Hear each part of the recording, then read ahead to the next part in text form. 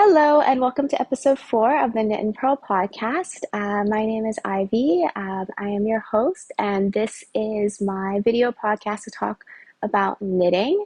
I am a knitter based in Vancouver, Canada, and I live with my 3 cats, including Scout, who is over here, and Harper, who is you might be able to see in the behind the tree right there.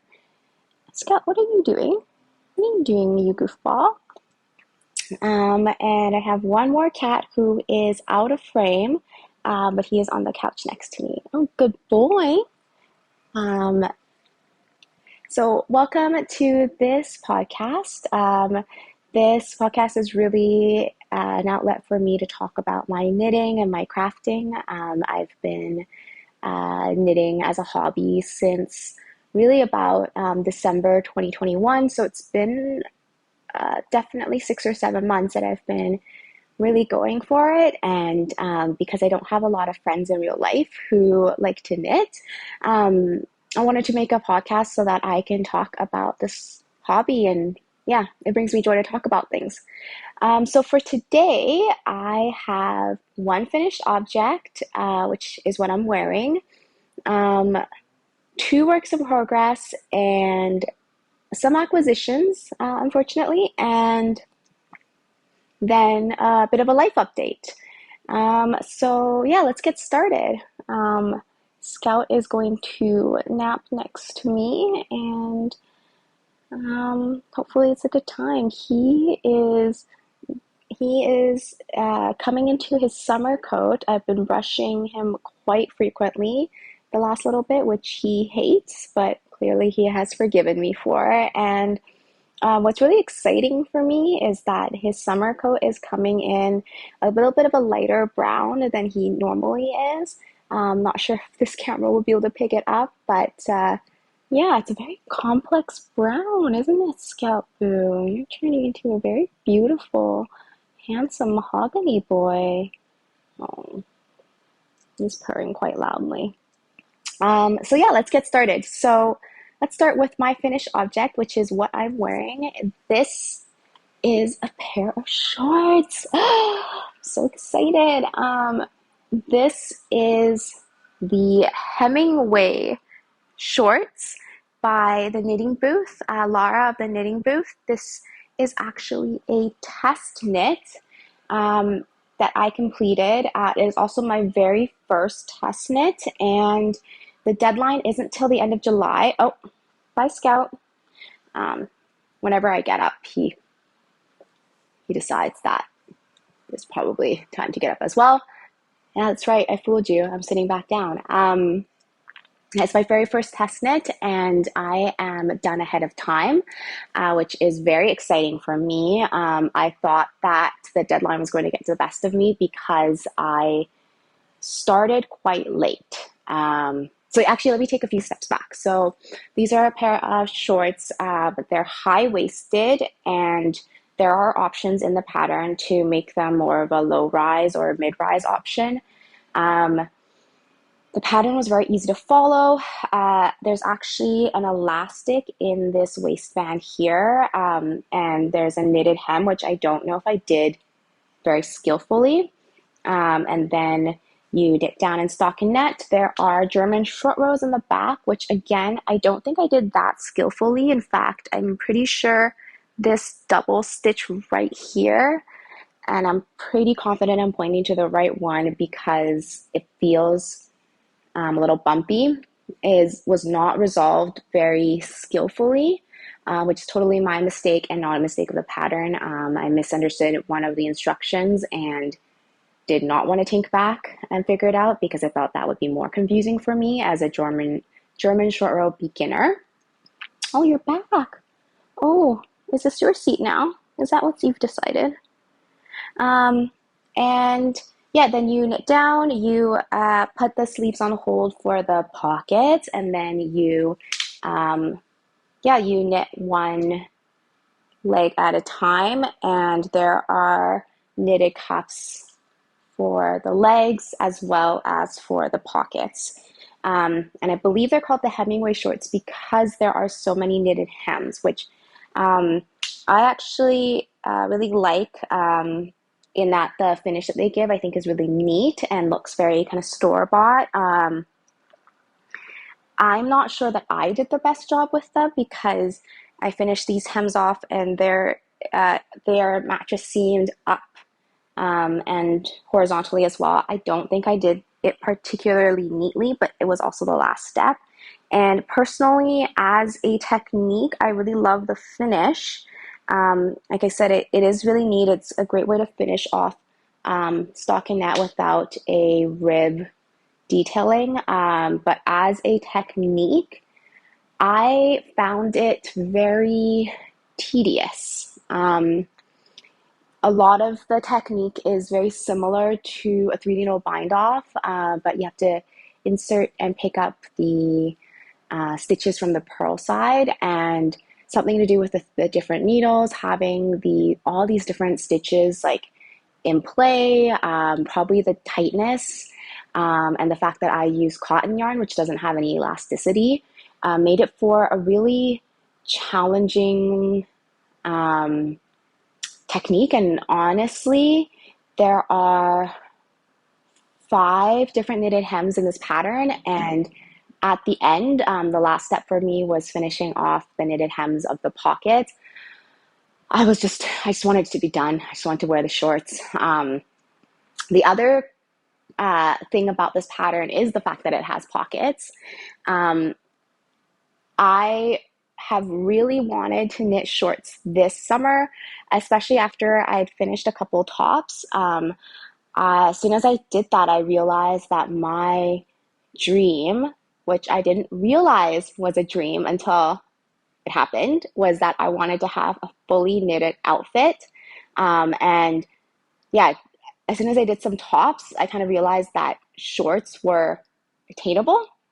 And so I had a look on Ravelry and looked at a lot of different short patterns that are out there. I know Jessie May has quite a few, and there are lots of different options. But at the same time, I saw on Instagram that Lara was looking for testers. She was starting to write up the pattern for these, and I honestly just fell in love with them because they had pockets. They were high rise and they had pockets, which were the 2 things that I want in a pair of shorts anyways. And I reached out to her on Instagram even before the pattern was done and just asked if I could test them. She said that she would get back to me as soon as she finished the pattern. Oh, actually, that's not true. She asked me what size my hip measurement was, because she had some interest in people testing them, and it was a little bit embarrassing for me. I didn't know the best way to measure my hip measurement. I had to ask her if that was over the butt, and she very kindly and helpfully told me that it was. And yeah, I was lucky when the pattern actually came out for the testing call. I applied and got in. So I was chosen to knit, I believe, the smallest size, which is an 85 centimeter hip measurement. They fit great. They're actually, I was concerned that they would be too tight, because I would say that my measurement is probably 85 to 85.5.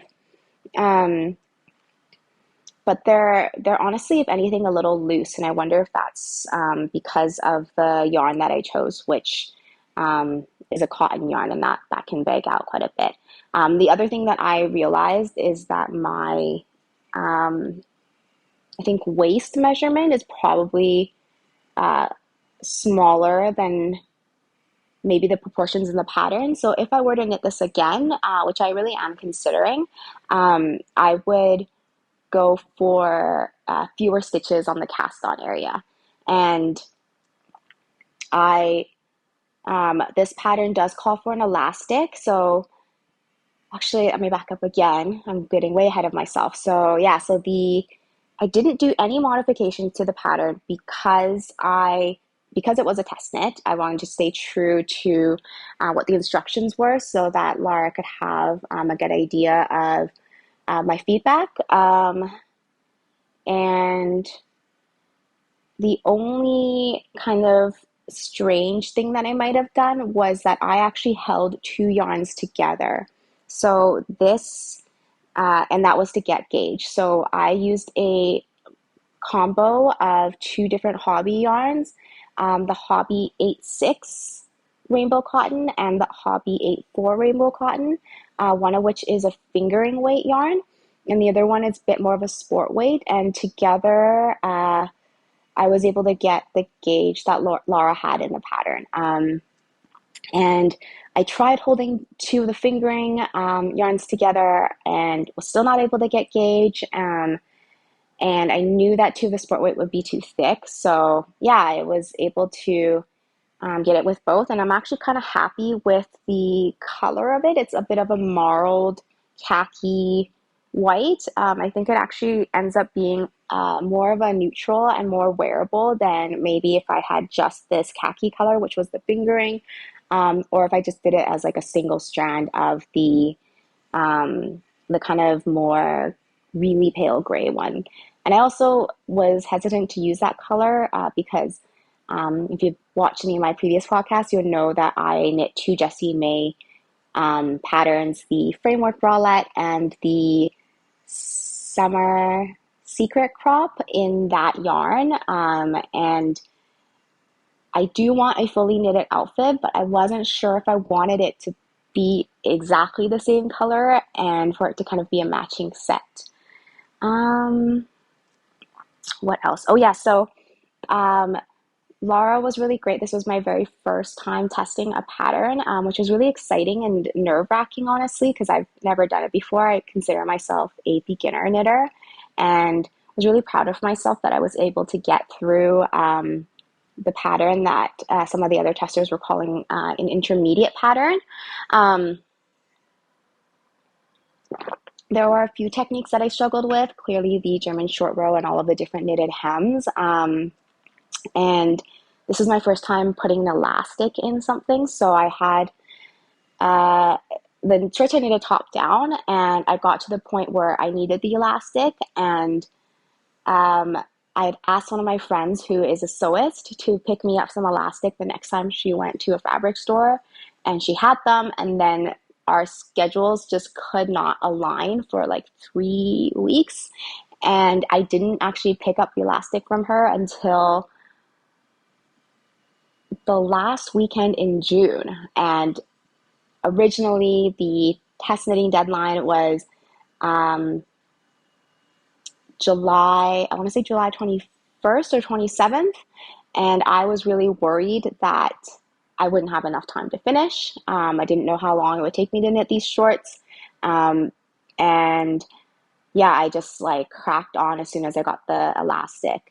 So I only had about this much of the shorts knitted until the last week of June, and then got the rest done in about 10 days, which I'm really proud of. So it actually doesn't take very long. Yeah, I mean, that makes sense. It's not the same amount of fabric as a sweater, probably like more like the body of a sweater. And yeah, the elastic itself, I think that my main critique with these shorts are that they're a little bit loose. And in the pattern, you knit around the hem and you actually leave a few stitches till the very end so that you're able to take in the elastic if that's what you need to do. And I did need to do that. I cut out about 2 inches and sewed them and then sewed it back up. And I still find it a little bit loose. Which I can't tell if it's the elastic or, yeah, again, just like my proportions being a little bit different than what the pattern originally calls for, excuse me. So again, if I were to knit this pattern again, I think I would cast on fewer stitches, and I would probably also choose not to hold two cotton yarns together. I think that was a lesson for me. The fabric resulting is very thick. It's really durable. It's also kind of heavy, so and warm.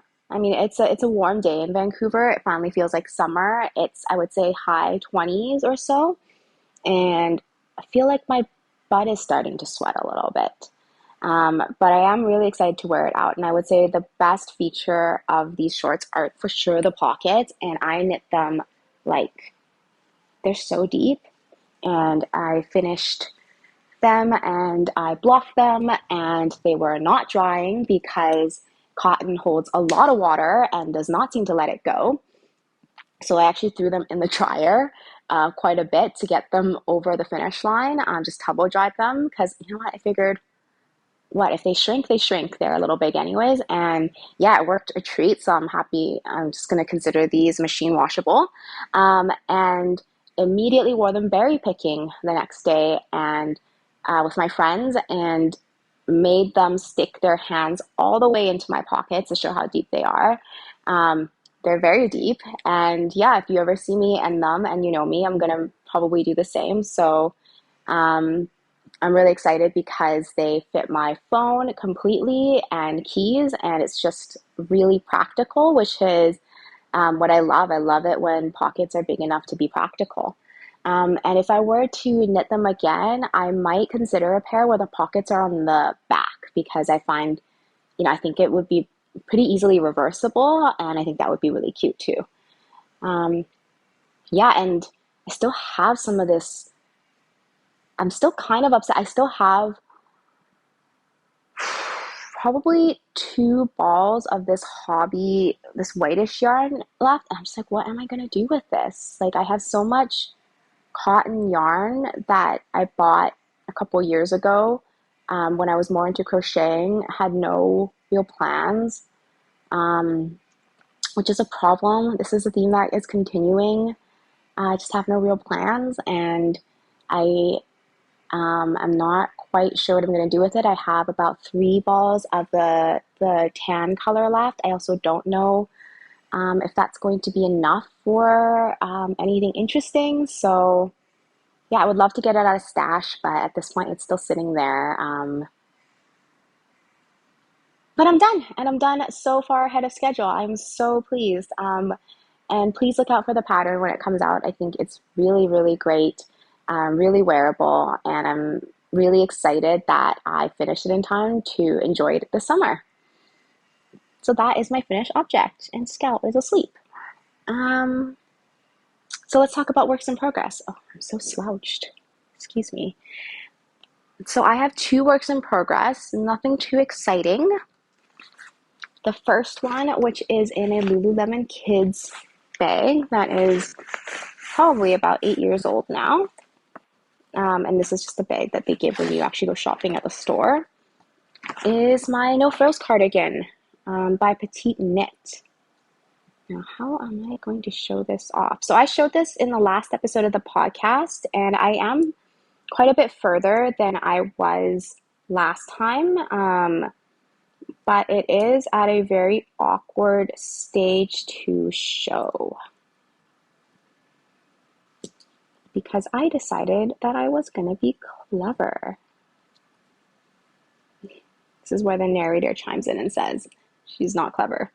Okay, I think this is probably the best way to show this. Okay, so this is my No Frills cardigan by Petite Knit. And I have split for sleeves. I believe the last time I showed this cardigan, I was definitely still doing the raglan increases, and it was more of a strip than what it is now. I think now it's kind of recognizably some sort of garment shape, and have finished the increases on the body and am somewhere in between knitting the body and working on the sleeves. So this pattern is a petite knit pattern. I am knitting this in Sandnes Garn, their Alpakka, which is 100% alpaca yarn. It is DK weight. It is so soft, and really excited to have this as a finished object. It is a very well-known pattern. It is a raglan cardigan. This is my first time knitting a cardigan. So there are raglan increases for the sleeves. And yeah, pretty simple. It's got a ribbed kind of neckband and a lot of back and forth knitting flat because it is a cardigan. So at this point forward, um, for the body, it will be a knitting flat back and forth. So knitting one row, purling the next row. Down, I believe I need to work another 20 centimeters or so. There will be pockets and then knitted down even further. And I think the eventual length of this cardigan is meant to be going down, definitely hitting at least mid-thigh, maybe even down to the knee. So it is meant to be really oversized. Petite knit always has her patterns have a lot of positive ease. So I am knitting the smallest size, which I believe is meant for an 85 centimeter bust. And I think that's where I am staying on. Maybe it's 80 centimeter. I think it might be 80 centimeter, and I'm okay with the fact that it will be less positive ease because I think this pattern is recommending about 20 centimeters of positive ease, which is 8 inches, which is a lot. I am knitting the sleeves. This is the more exciting piece. I'm going to hold it up like this. I am knitting the sleeves 2 at a time. This is my second time knitting sleeves 2 at a time. I did it first with the flax pullover by Tin Can Knits. I knit one for a baby, and I'll be gifting that in a couple of weeks. I don't expect the baby will want to wear it at that point because it will be the middle of July, and babies can't imagine a baby would want to wear a worsted weight sweater. But I mean, I don't know what babies want, so maybe he would.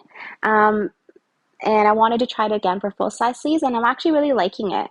I have been supposedly working on a pair of socks that I've been working on probably since episode 1 of the podcast and have not knit much of it since. And that has been 2 at a time. And I think the reason why I haven't gotten any further on it is that I don't love 2 at a time for socks. I have small circumference circulars. I have like the 9-inch circulars, and I just really love knitting in the round. And when I'm able to just keep knitting and knitting and knitting and not have to fuss about with the wire, that is my favorite. But for sleeves, I don't have small circumference circulars that are above I think 3 millimeter, and I'm knitting this on 3.5, and as a result, sleeves generally I have to magic loop for sleeves anyways, and when that's the case, I really don't mind magic looping. Like if I'm gonna have to magic loop anyway, I might as well do 2 at a time, and I've been really liking it, and I just love feeling like the sleeves are gonna get done really soon. Actually, not really soon because it does take twice as long. There is a lot more yarn management. I have to manage 2 different balls of yarn, but at the same time, I don't think I've ever actually crossed over, which I know can happen. And it is easy for me to keep track of the increases. I've got a little counter here, decreases, excuse me, and I'm really happy that both sleeves will end up exactly the same with the same tension and the same decreases. And then I'll be done, and it'll just be more back and forth knitting, which I actually really don't mind. Like, I don't mind purling anymore. I used to really mind purling, I would say even in Jan, Feb, and I tried, because I knit continental, I tried, purling where I have to kind of like bring my finger around to move the yarn and manipulate it. Then I tried Norwegian purling, which I did manage to get the hang of, and was going pretty fast, but I just didn't find it very enjoyable. But once I settled on combination knitting, which is what I'm doing now, so Eastern purling, and then knitting through the back loop on the subsequent row, I've actually really liked that, and I don't mind purling. And I love working with this yarn, especially compared to all the projects that I've been doing in cotton. I don't mind knitting with cotton. I know that some knitters don't prefer it. I can say I don't prefer it, but I really don't mind it. I don't mind the stiffness. Oh, am I too loud? Yeah. Well, am I annoying you?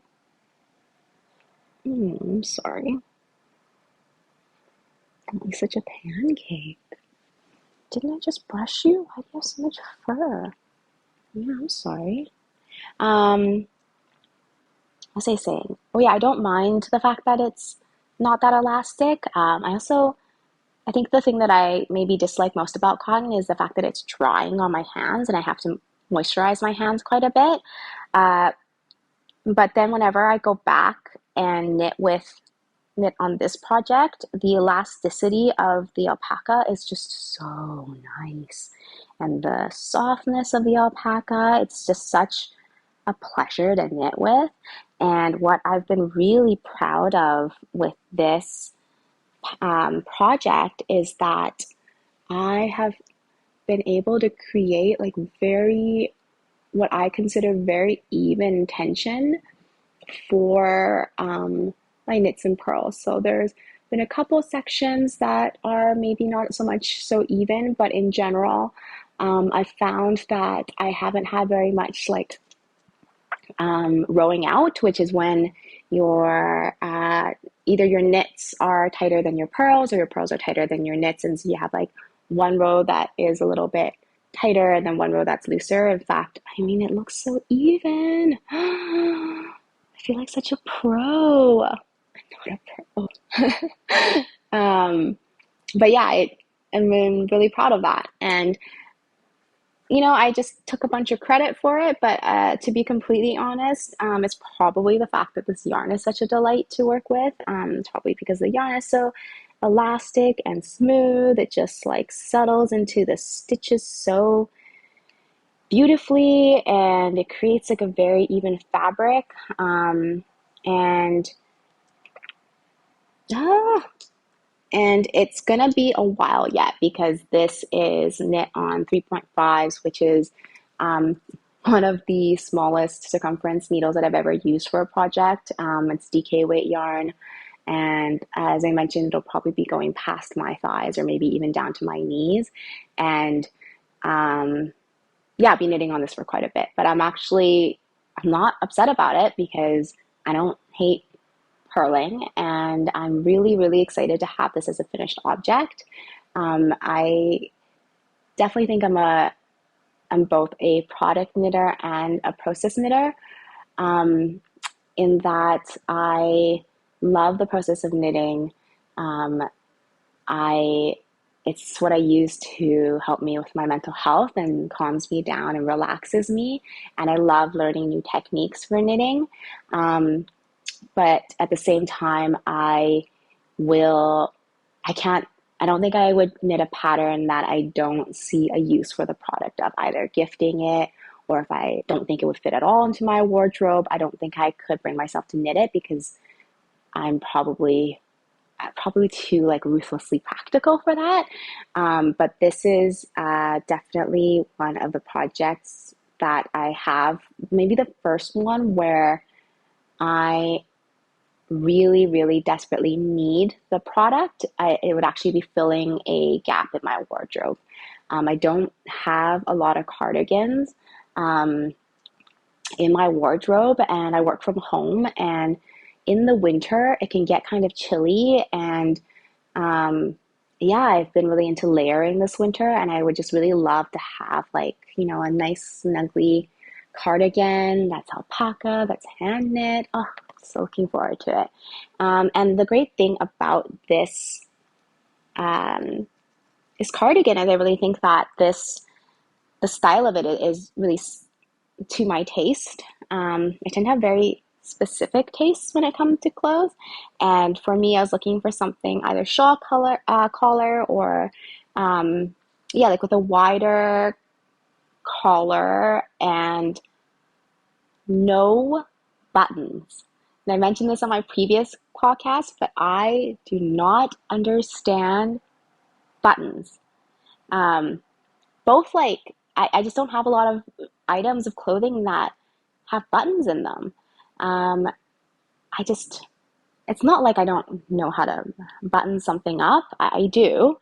I just don't enjoy it. And over time, I think even subconsciously, I just, yeah, don't buy things with buttons and don't even consider things with buttons anymore. And definitely when I was looking for patterns, I was like, well, I don't want to button something. And if I do have something with buttons, it's like either they're just permanently buttoned up or permanently unbuttoned. Um, and I don't typically wear a lot of cardigans, which is why this was a gap in my wardrobe. And of the ones that I do wear, I prefer the look of an open cardigan, I think, and I don't prefer the look of a buttoned up cardigan. It's not to my preference, and I think part of that is depending on like even where that neckline would sit on me personally, because I am a shorter frame. It might even end up looking a bit awkward. Maybe that's it. Yeah, it's a long-winded way to like try and justify the fact that I don't like buttons. I mean, the real answer is probably that I'm lazy and I have lots of memories of buttoning something up and then getting all the way up and realizing that I've misbuttoned, and that feeling just sucks so much. So that's probably the real reason. But yeah, that is the No Frills cardigan. I don't expect that it will be complete the next time you talk to me at all. In fact, it'll probably be in a very similar spot. I'm hoping to get the sleeves finished sometime this summer, but I also am cognizant of the fact that it is getting really warm. And while it is a very snuggly project to have and the yarn is beautiful, it's very warm on my body as well. And I don't know if I would want to knit on something like this. And that brings me to my second whip, excuse me, which is not a lot of progress to show you. In fact, here it is. This is the very start of the Outline Tee by Jessie May. So this is my third Jessie May pattern. And I don't know, I think that she has some great summer garments, and she always does a lot for size inclusivity, and they generally come with a lot of modifications, and I really love the look of her outline tee, as well as the outline tank. And I think she's going to be coming out with an outline raglan, which I think is currently in testing, and I applied but did not get in, which I was actually kind of relieved about because I wasn't sure if I would have met that deadline. But I'm looking forward to that coming out. I might knit one of those as well because I think that it would really work with cotton yarn. But this outline tee and kind of the outline series, they feature intentionally dropped stitches, which is not something I've ever done before. And the pattern is over here, and I'm going to show you a picture of this. Yeah, so if you can see that, and there's not really anything, there are no details in here. It's just the details that you would get on the front page of the Ravelry page anyway, which is all around like, suggested yarn and yardage. So not too fussed about that. But this is a V-neck t-shirt with the detailing, right here and down here that are created by intentionally dropping stitches. And it is knit bottom up.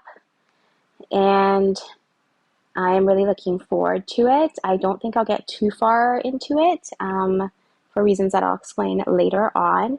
But I did want to cast it on and get past the ribbing. So it is knit bottom up, and the ribbing is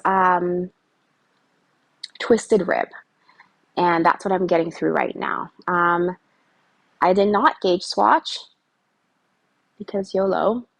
This is the same fingering weight cotton, and I have been pretty bang on in gauge for her previous two patterns, and it's a loose fitting tee, and at this point, like, I deserve what's coming to me if it doesn't fit is kind of where I'm at with it. And I did a twisted German cast on for the cast on. I wanted to do a tubular cast on, but I wasn't sure if it was going to work with the twisted rib, and then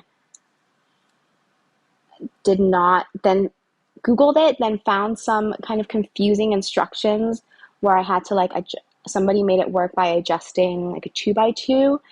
And I just didn't have the brain space for that. I wanted to do a cast on. I started this yesterday. I don't know if you can tell. I haven't gotten very far into it. Yeah, I wanted to get this cast on because I was in the mood to just cast something on, and I had been debating what to do after finishing these shorts, which I did on Friday, and today is a Tuesday, and got a little bit further in my cardigan and realized that I had so many things that I was considering that I just had to make a decision and cast something on so I would stop using up that brain space, because at that point it was probably pushing out the 7 times tables or something. And decided I didn't want to figure out how to do a tubular cast on for twisted rib when I'm not even so over the moon obsessed with the look of the tubular cast on that basically the German twisted cast on is fine. I like it. I think it's a cute look, and I think maybe tubular is a little bit better, but at this point it was easy. I can do it while watching TV and not even have to really think about it. The only thing is that the suggested needles are 3.5 millimeter for the ribbing and 3.75 for the body, and my 3.5s are being used up by the No Frills cardigan, so I'm doing this ribbing on 3.25 because I also couldn't be fussed. I just wanted something. I just wanted a solution. So I'm hoping that it's not too tight. I tried to be really careful in doing this cast on, where I actually would take the time to spread out the stitches as I was casting them on, to try and make sure that there was enough room. But it's also cotton yarn, and cotton yarn will stretch. Oh, nice. He's snoring.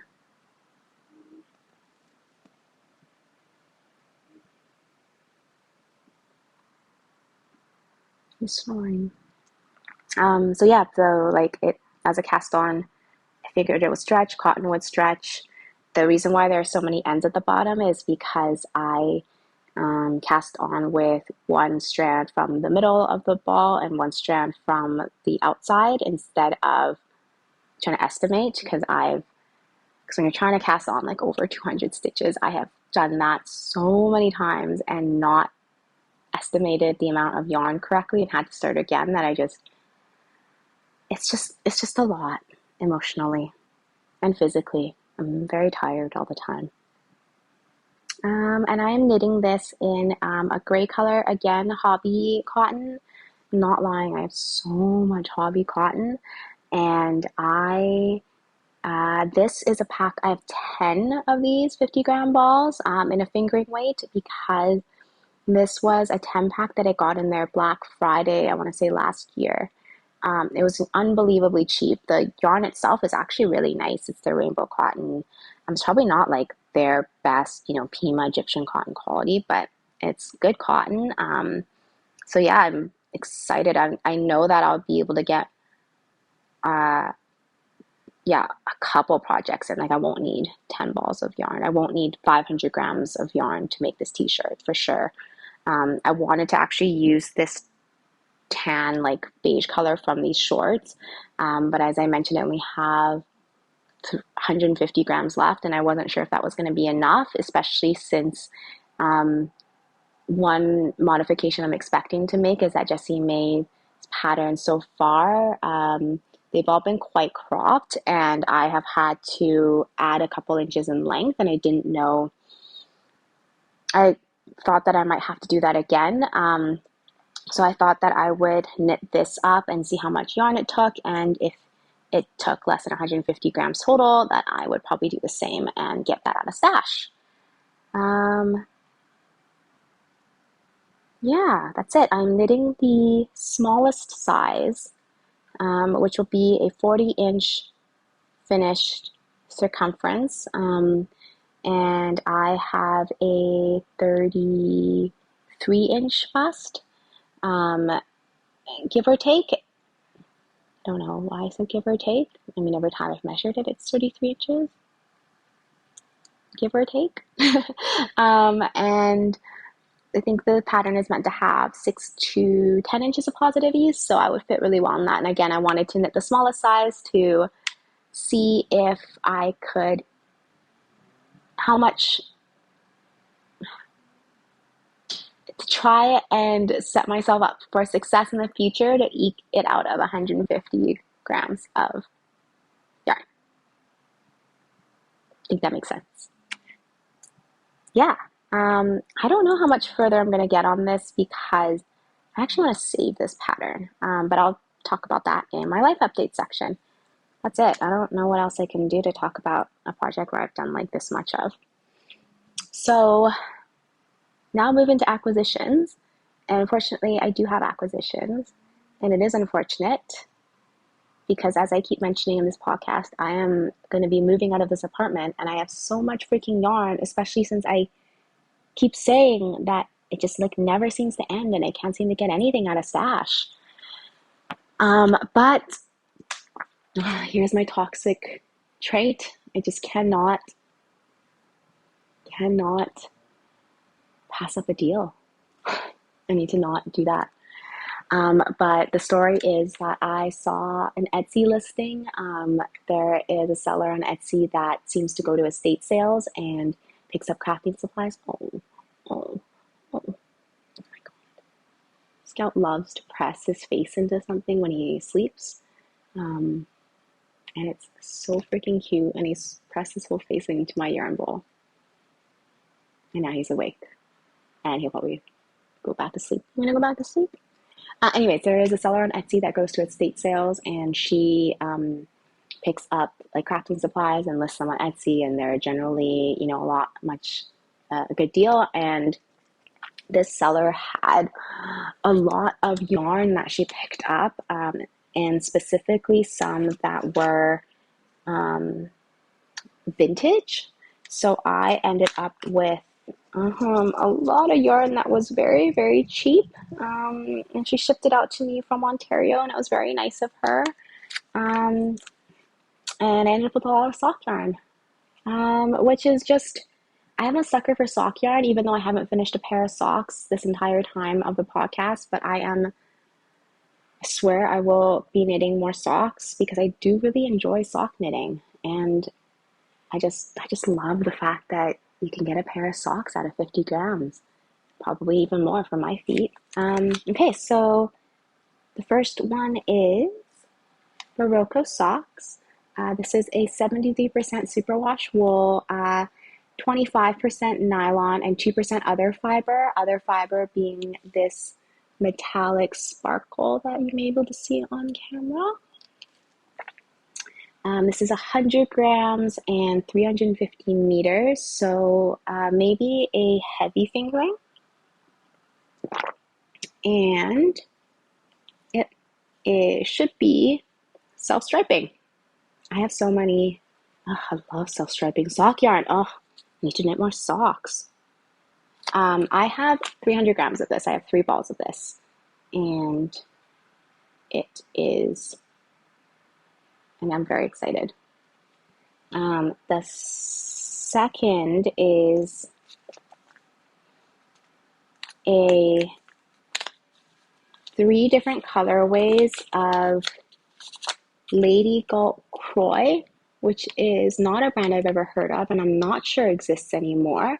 And I have, I believe, 2 balls of this color, this rust color, which is they're all 3-ply. It's 85% wool, 15% nylon.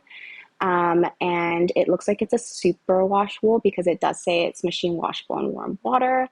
And yeah, this is, let me see, they're made in Canada, which I really appreciate as well. It's 50 grams, and I don't know if it actually has any information about yardage.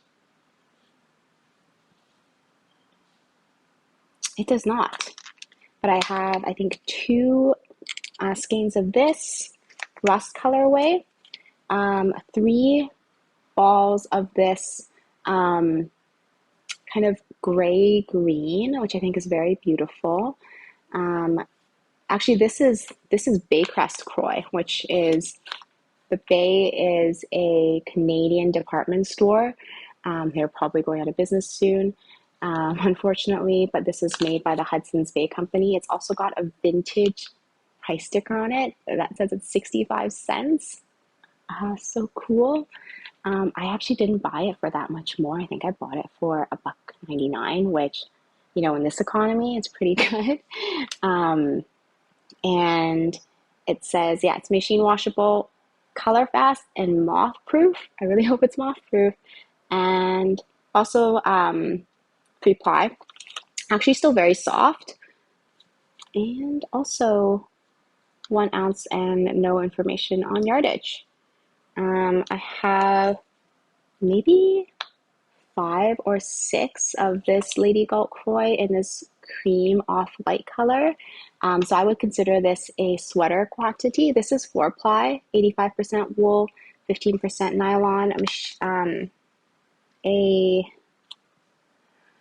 superwash, I think. And this one, I was just going back to the Bay. I don't know if it actually says what percentage wool and what percentage nylon it is. It does not. I'm gonna guess. It feels like the same. And I think, yeah, 6 of this last Lady Galt Croy. Also the exact same yarn, 85% wool, 15% nylon, machine washable.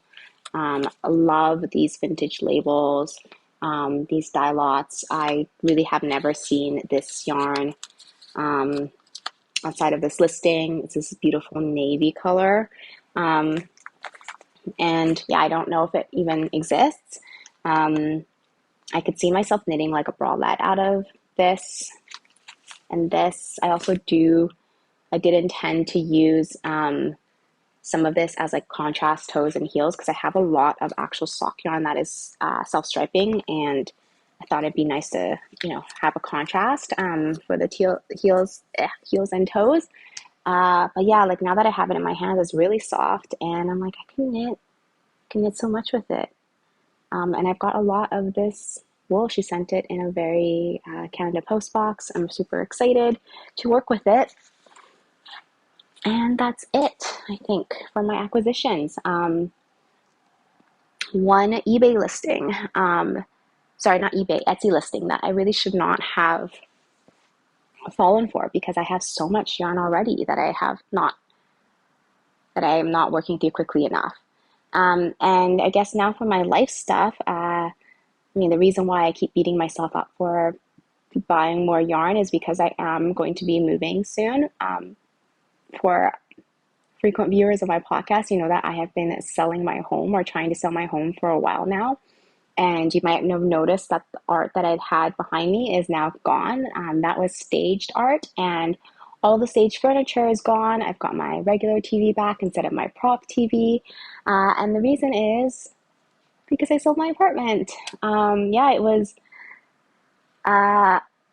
I'm very, very grateful that I was able to sell it. The real estate market has really been wild in Canada, especially in Vancouver where I live.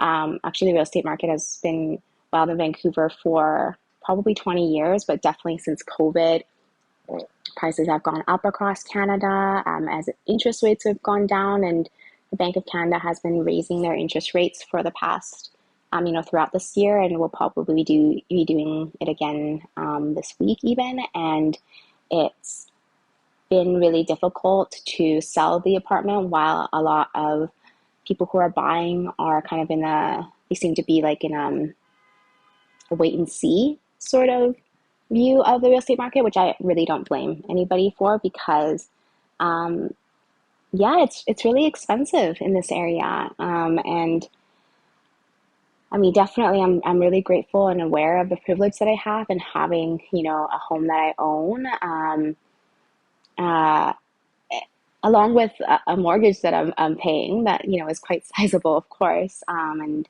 yeah, I know that that's not a privilege that a lot of people have. And for me to even say that, it was really stressful while I was selling it, like, yes, that's definitely true, but I don't want to, it's not the same as being stressed about like housing insecurity or anything like that. But I mean, the quick summary of what happened was that I had to do about 3 open houses on this unit, which were a lot of work because it's just me and I moved these cats, and my parents came and helped me. I stayed with them for the open houses, and the cats were with us as well. And it just was really stressful for everybody involved. For me, because it's a lot of cleaning and just, kind of waiting and seeing.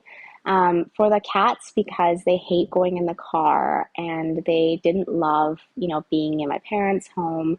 They were stressed during, they were stressed after, and I know that it was really cute because they kind of glued to me and have been very glued to me since. And it's on one hand really gratifying to know that they, do love me. On the other hand, I hate causing them stress, especially when it's a pet.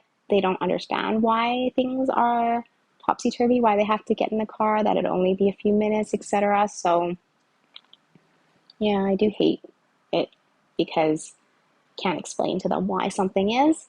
And for my parents too, because they don't live too far from me, but they're definitely older. They're both retired, and they, really do love to help me. And I'm very grateful that, I have parents who are able to help me by like letting me stay with them and hosting the cats. But they're older, and they they want to help me even more than they can. And what's challenging for me is that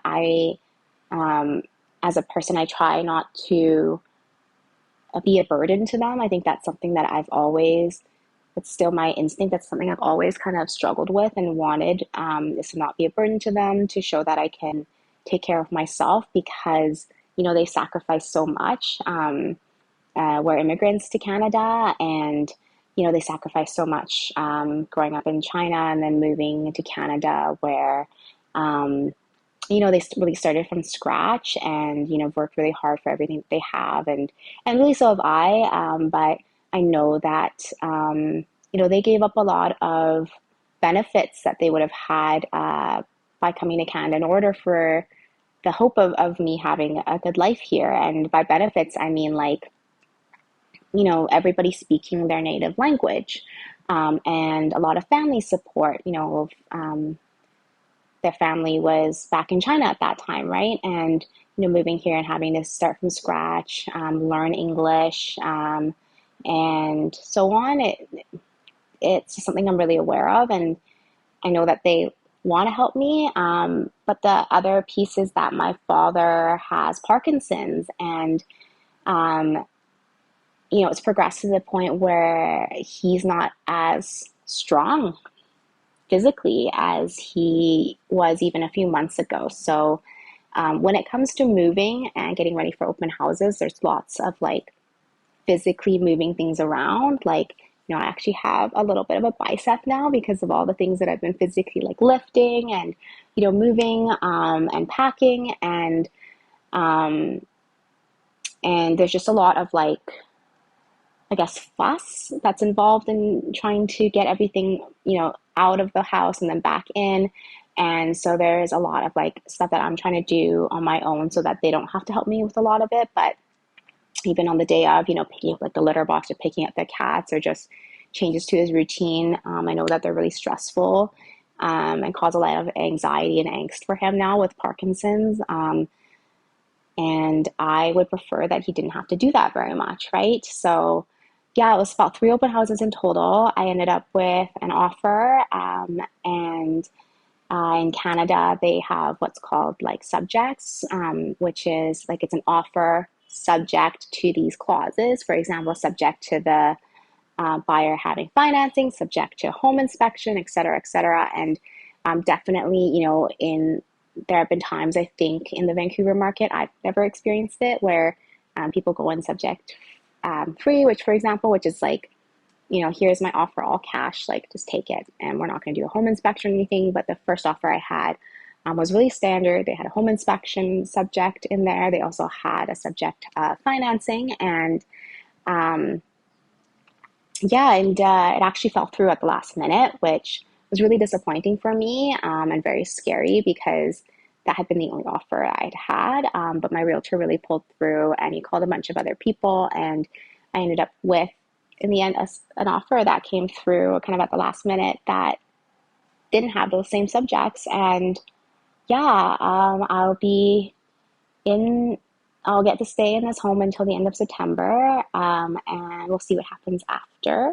Hoping to be able to move into a new home, and have the dates line up, but you never know. And again, I'm really lucky that if the dates don't line up, I'll be able to live with my parents for a bit. And yeah, it also gives me one last summer in this apartment, which again, this is the first home I've ever purchased, and I've loved living here. I've lived here for about 4 years.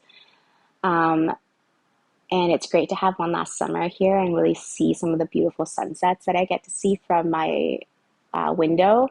The downside of it is, and one of the main reasons why I'm leaving this place is because it doesn't have air conditioning. And so a summer here is pretty warm.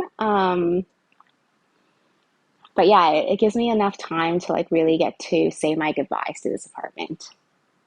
And I immediately celebrated selling this apartment by buying a tree.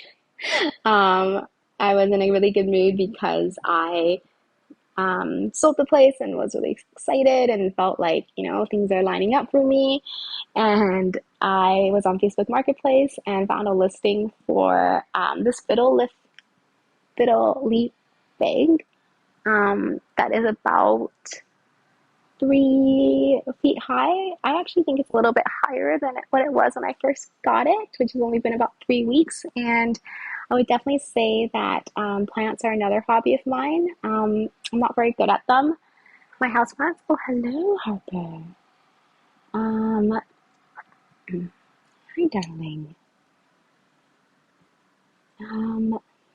She was basking in the sun.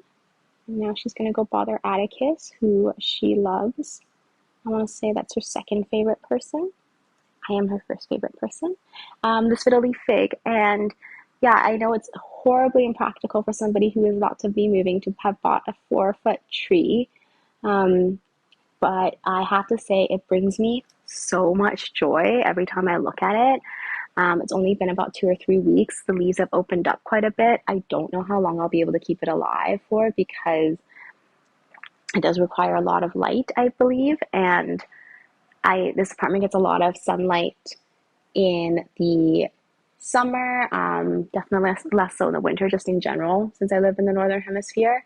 But yeah, that is my tree acquisition. And I also have this Calathea pinstripe that I got at the same time from the same seller. And I moved it over here for the video for the podcast, but it usually lives in an area that gets a little bit less light. And I'm very pleased that this one is alive as well.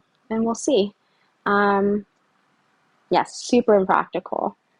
I'm back. I tried to show a video of Harper and Atticus cuddling, and then I kind of ruined the video, and that was a mistake. I have so many videos of them cuddling anyway. I'll just insert one of those. They do love each other so very much, and I know that causes Scout a lot of jealousy because he's not included in that love fest. And I know I've been talking for a long time, so I should really start to wrap up this podcast. Yeah, I think, what was I saying? I was really pleased to get these plants, and the other thing that I did when I realized that I was able to figure out my housing was that I booked a trip to Turkey, and I'll be leaving at the end of the month for 2 weeks. I'm going with a friend.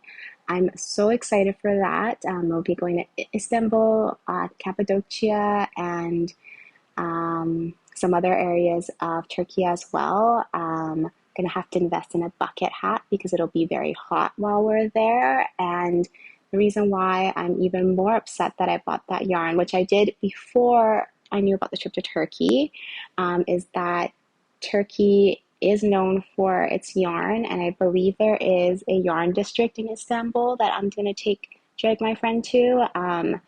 And I will definitely be buying yarn while in Turkey, which is also, again, not the wisest because I will be moving, but I kind of feel like I have to, right? Because I'm going to be in Turkey, and it's known for its yarn, and it's a souvenir, and I've always kind of believed that when I travel, the shopping that I do there doesn't count. I don't know if that's true or not. That's not true, but that's what I've always believed. And it'll be for 2 weeks.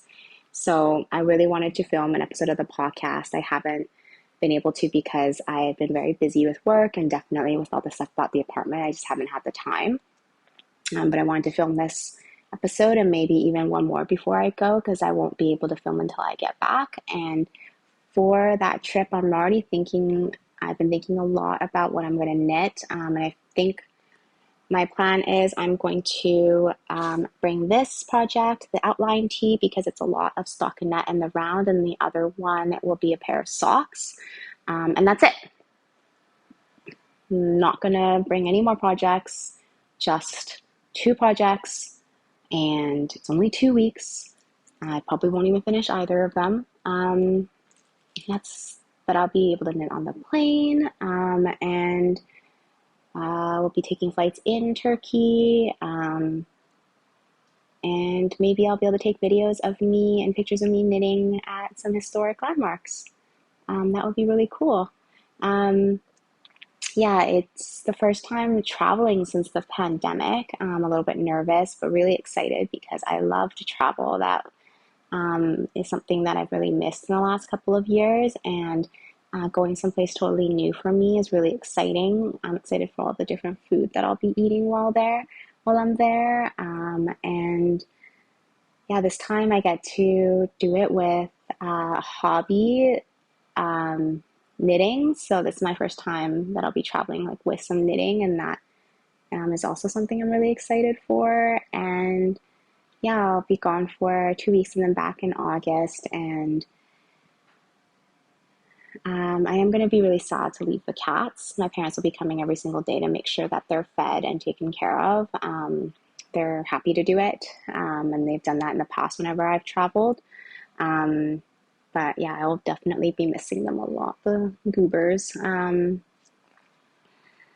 I think that's it. Can't think of anything else. I don't know if I'll be able to film a podcast before I go to Turkey, but I was thinking I might if I can squeeze it in the next 2 weeks, and that way I can film one when I'm back and then not be too much of a wait. But who knows? Yeah, I do this because I find joy in doing this, not because I'm trying to get famous. Clearly I'm not famous, or that I want to follow something really strict or rigid. So I'm just gonna see what I feel like doing in a couple of weeks. And I'm really hoping that I don't lose my luggage or my flights don't get canceled, because Air Canada has been really struggling with that recently. But yeah, I hope that everybody is healthy where you are. I hope that you enjoyed listening to me. I hope that you found Scout as cute as I do. How could you not? And yeah, I hope you have a great day and a great night and a good summer. Thank you for watching.